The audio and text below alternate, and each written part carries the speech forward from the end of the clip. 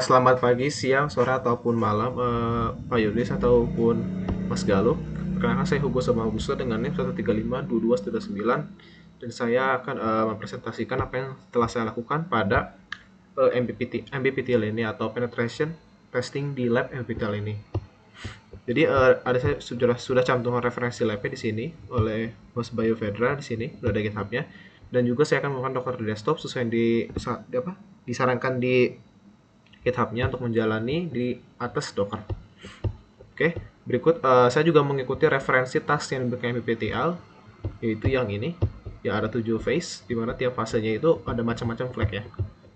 Jadi yang pertama, phase pertama itu reconnaissance.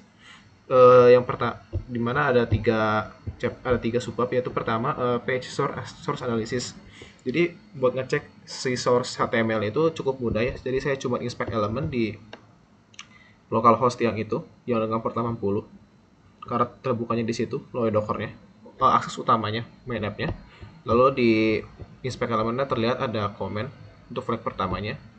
Sini cukup mudah karena saya juga pakai inspect element browser Firefox. Dari sini terlihat flagnya. Dan yang kedua itu untuk headernya, HTTP header. Ini saya menggunakan command curl dengan flag strip i agar mendapatkan header response-nya. Di sini di headernya ada variable XMPTL yang berisi flag kedua. Oh ya, ini kalian menggunakan localhost yang port 80 ya, page utamanya. Dia redirectnya langsung ke situ, localhost 80. Dan yang subbab yang ketiga itu ada alternatif web discovery. Di sini tujuannya itu kan mencari apa sih entrance dari webnya itu apa aja, atau ada port apa aja gitu. Dan di sini pakai nmap. Di sini saya jalankan di mesin saya. Jadi udah download nmap, terus tinggal nmap localhost. Dari sini langsung redirect ke port 80 ya. Maksudnya IP localhost ini kan berarti 127.0.1, tapi kan bisa di langsung gini aja. Dari sini terlihat banyak banget yang open ya, ada 80, 135, 40 dan seterusnya. Dan yang paling perhatian ini yang 80 dan 8080. Karena 80 ini tempat kita masuk sebelumnya tadi, dan 8080 ini redirect utamanya. Jadi kalau kita masuk ke localhost pasti ke sini port 80, sedangkan ini harus diketik langsung. Jadi localhost titik 2 8080 seperti akses di sini. Nah, di sini berarti kan ada page baru ya, yang jadi bisa langsung kita akses tanpa maksudnya kayak kalau kita nggak pakai nmap, kita nggak discover, kita nggak bakal tahu ada port 8080 ini terbuka dan ada page tambahan. Dan kebetulan di sini juga page ini cuma under maintenance, tapi di sini disediakan flag ketiga, dapatkan flagnya. Lalu phase kedua itu web enumeration. Ini tujuannya itu kita mencari si web page ini, website ini, aplikasi ini punya page apa aja yang bisa ditemukan gitu, entry point-nya gitu. Nah, di sini saya pakai aplikasi maksudnya tools di research yang dibuat oleh Python. Dan di sini tinggal di download di GitHub. Terus langsung jalankan saja si kode Python-nya, lalu masukkan IP-nya ke URL-nya, localhost dengan port 80. Di sini dia langsung enumeration, semua dia dicek kayak direktori apa aja sih yang di localhost ini. Kebetulan yang port 80 ini tidak ada yang menarik, namun kalau yang port 8080 ada yang menarik, yaitu administrator. Nah, di sini kan bisa dilihat ya, administrator bisa diakses. Jadi saya coba akses localhost 80/administrator atau dengan curl. Kebetulan saya menggunakan curl agar lebih mudah dan didapatkan flagnya, flag keempatnya di source page HTML ya. Lalu untuk phase ketiga itu SQL injection. Di sini tuh tujuannya berarti kita harus pertama mencari dulu attack surface-nya atau entry-nya itu di mana agar kita bisa melakukan SQL injection. Kebetulan di page utama localhost kita bisa mengklik bukunya.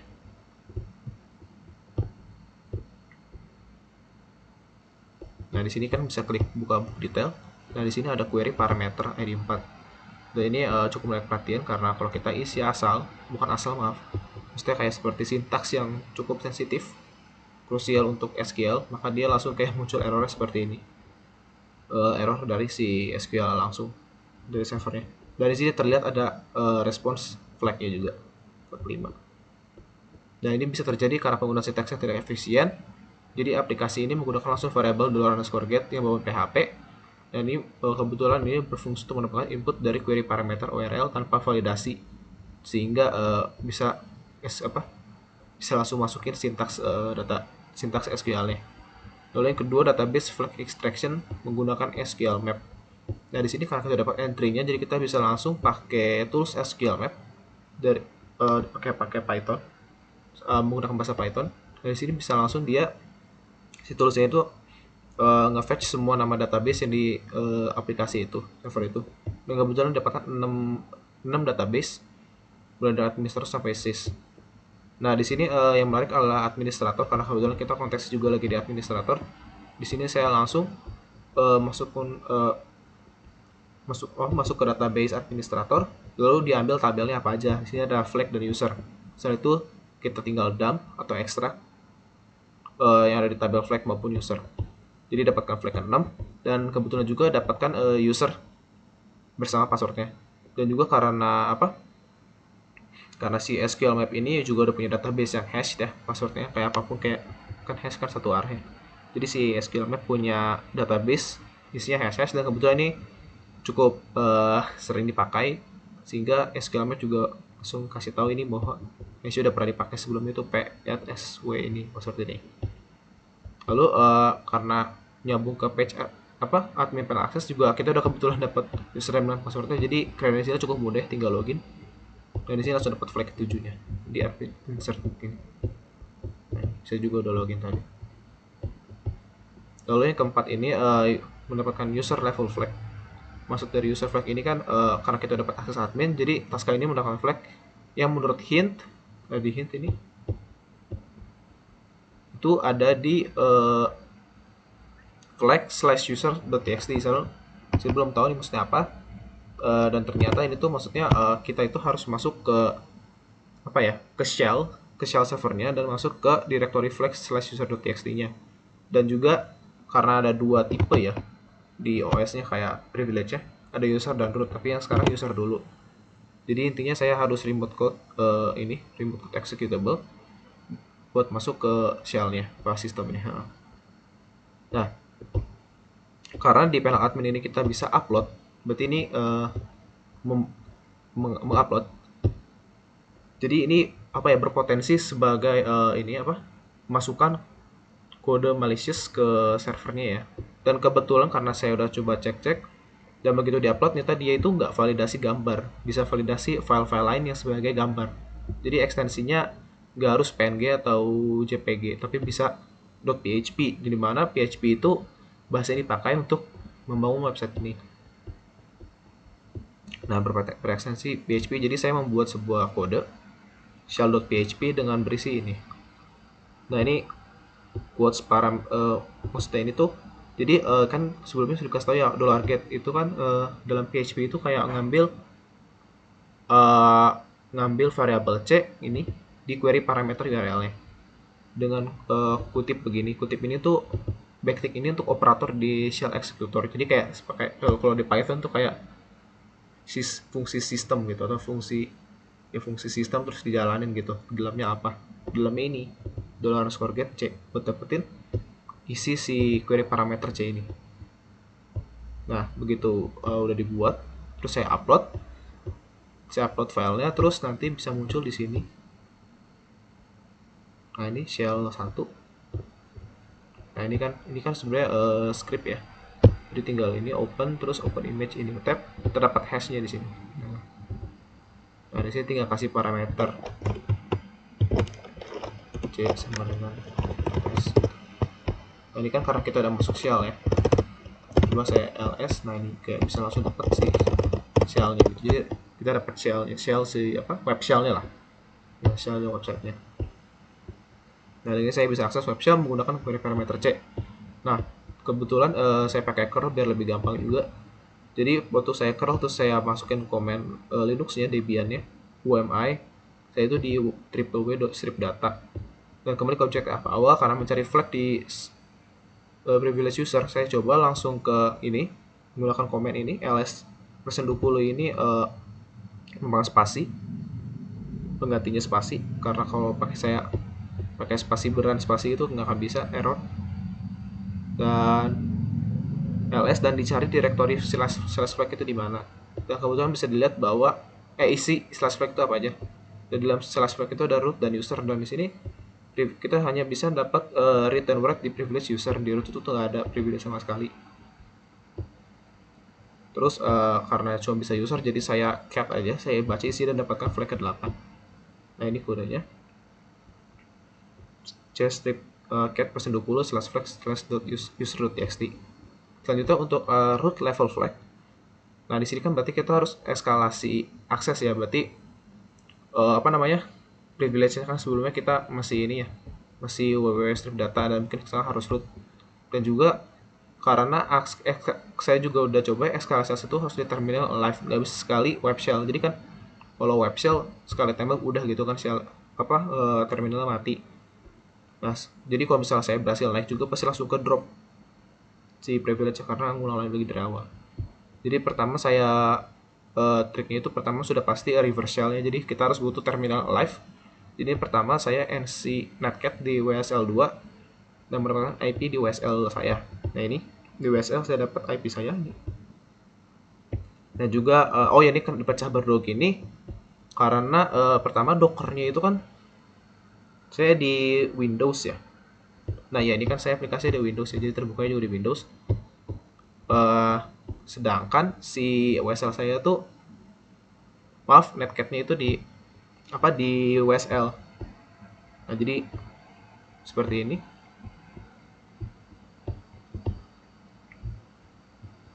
Nah di Windows saya menggunakan ini, maaf. Nah ini sebelum itu ya intinya saya netcat dulu ke port 1337. Jadi dia nerima listen ke port 1337 dengan dirinya sendiri.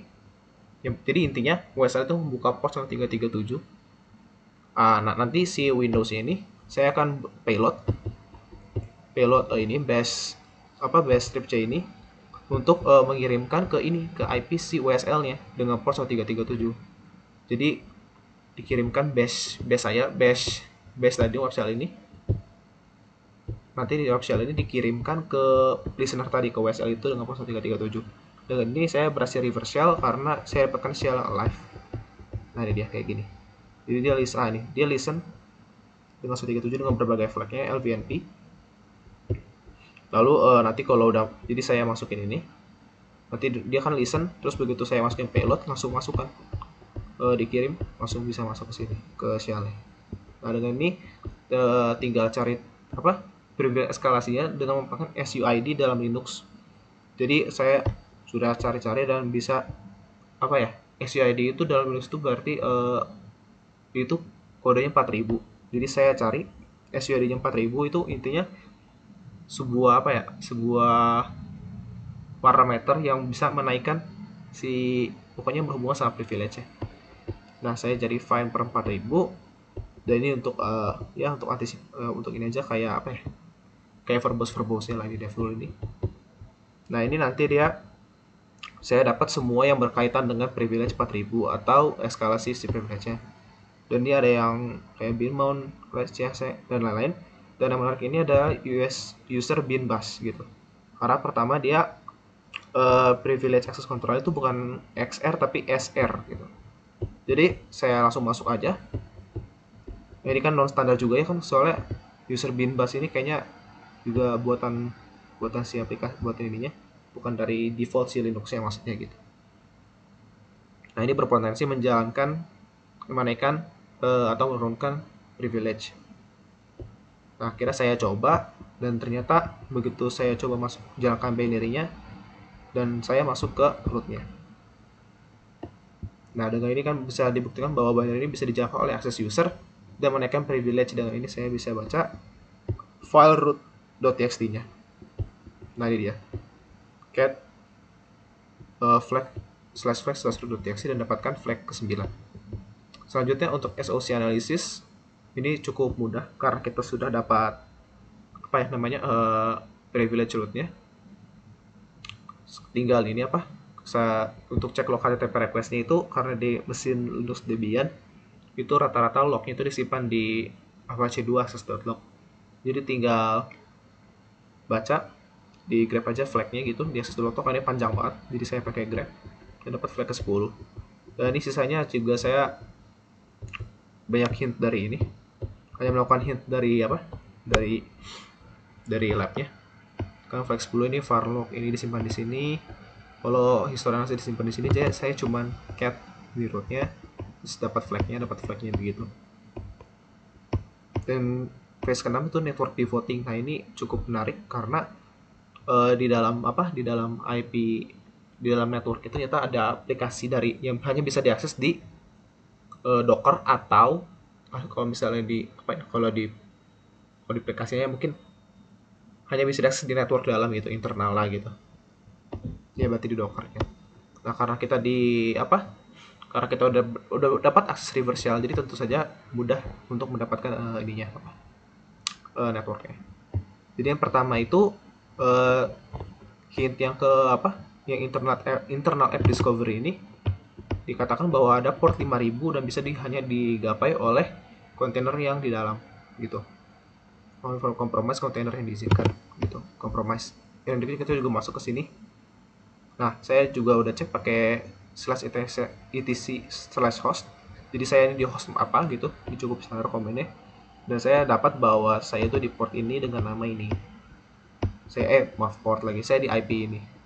Berarti networknya 172.20.00 dengan di dalam ini 3 berarti kan, di fase ketiga gitu. Nah, saya juga cek INV-nya itu bener ya, hostname-nya sama. Berarti saya di host yang berarti ini juga 03. Nah, dari sini kita bisa cek bahwa networknya internal itu 172.20.00. Aplikasi itu memiliki IP internal 172.20.03. Nah, untuk cari host lain, saya kebetulan di sini saya belum pakai Nmap karena Nmap di situ di aplikasi itunya, di servernya di internet tuh nggak ada. Jadi saya brute force dulu. Jadi saya bikin kayak script 172.20.0 variable $i dalam port 5000.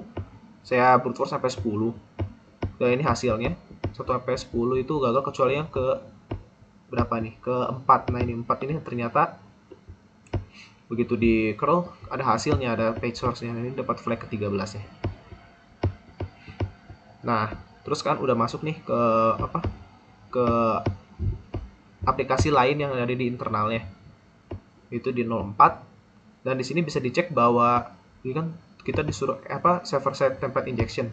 Dan kebetulan di dalam page source ini juga ada vulnerability, yaitu ngambil variable $name sama dengan.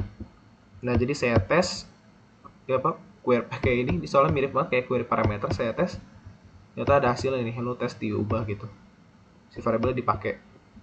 Nah, selanjutnya coba sintas paling umum buat vulnerable di engine app, yaitu operasi yang bracket seperti ini. Ini karena cukup sering di CTF untuk SSTI seperti di PHP atau Django dan lain-lain. Nah, saya pakai ini, pakai curl get data URL code-nya itu name, tadi kan soal name, terus pakai operasi aritmatika biasa 7 tambah 7, ternyata hasilnya ada 14. Nah, karena kebetulan saya juga bisa cek source code-nya dan juga berjalan di engine Flash yaitu Python, saya juga mulai, dan sini juga saya punya tes gitu, real case kalau misalnya kita nggak tahu si aplikasi itu terbuat dari engine apa. Jadi ini kayak ada script ya, ini kan kalau ini kan kayak di Python kan. Jadi kalau kita mau ngebuktiin gitu ya, apakah benar-benar di Python gitu, karena asumsi kita nggak tahu, 7 kali char 7 gitu kan, karena si Python itu dia ngebolehin kan. Nah, ini terbukti 777, berarti benar ini pakai di atas mesin Flash atau bahasa Python, karena ada perkalian char kali integer. Next, karena ini Python dan cukup banyak script-script di internet buat dapetin kayak direktori si aplikasi ini. Pertama ya pakai class strings, terus import ngambil built-in sih ya, ngambil built-in terus import OS. Ini script dari cukup banyak di internet, terus tinggal di read, ternyata isinya ini hello, langsung dapat nih direktur file sistemnya.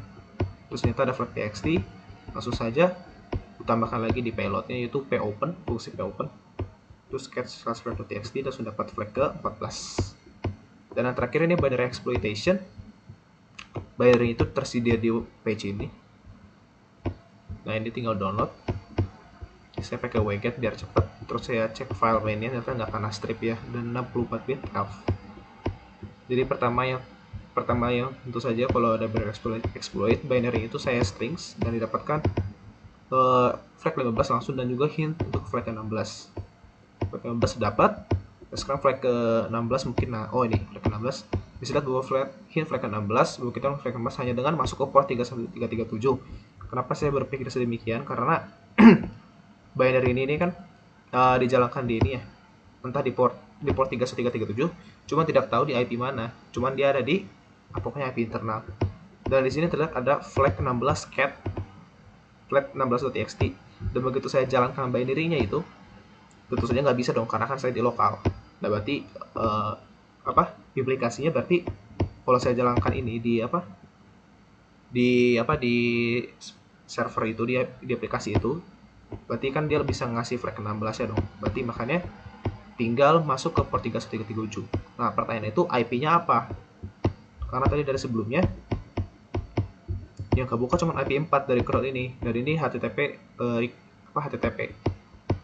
Nah saya udah coba yang 31337 pakai yang 4 tadi dan tidak bisa karena nggak kebuka portnya. Akhirnya saya terpaksa pakai Nmap dan Netcat. Jadi saya harus install Nmap dan Netcat di dalam reverse shell-nya. Sebenarnya ini saya kurang suka karena asumsinya kalau di real life ya pasti ketahuan banget tuh ke trace gitu. Jadi download Nmap sama Netcat karena saya sudah nge-stuck. Akhirnya saya tinggal Nmap si networknya. Terus dapat deh. Ternyata di sini 172.02. Nah, sedangkan kalau di sini nggak kelihatan di browser saya karena ini cuma crawl ya. Dan ping juga tidak bisa karena si reverse juga tidak punya ping, jadi saya langsung aja lah crawl aja gitu. Nah, di sini dapat asumsinya 172.02 karena ini juga pertama ini host saya dipakai reverse shell kita di sini. Jadi saya di sini reverse shell dia host ini. Ini yang tadi yang aplikasi flashnya, dan ini udah pasti yang itu yang binary tadi. Nah, saya coba jalankan dengan Netcat, ternyata berhasil dapat. Asumsi saya itu dia langsung nge-cat flag-nya 16. Dan yang terakhir overflow exploit. Jadi saya pakai tools check dulu, ngecek apakah dia bisa di buffer overflow. Ya dibuktikan dengan nggak ada canary, jadi mudah, dan juga file nggak strict.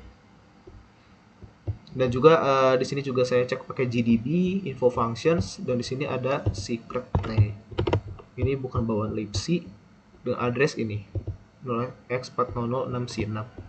Nah, di sini saya disas fungsi secretnya, dan di sini ada sistem dan manggil 0x ini. Dan begitu saya saya print stringnya, di address itu ternyata bin sh ini cukup standar di binary exploit, itu return to fungsi itu. Dan saya juga pusing ini, agak malas baca per offsetnya, jadi saya pakai Ghidra tools untuk ngedisas shift binary-nya, dan di sini dapat 128 ya buffernya. 128 tambah 8 karena integer jadi 136, offset 136. Saya pakai payload ini, terus ini addressnya, terus ini ke ini dapat saya ke bin sh-nya atau ke sh-nya itu saya ls ke shell-nya. Di sini ada flag.txt, saya cat dapat flag ke 17 terakhir. Baik, mungkin untuk sekian sampai sini saja Mas Yunus atau Mas Galuh dari tugas penetration testing MVP kali ini. Mohon maaf bila saya cukup patah-patah karena ini one take, dan terima kasih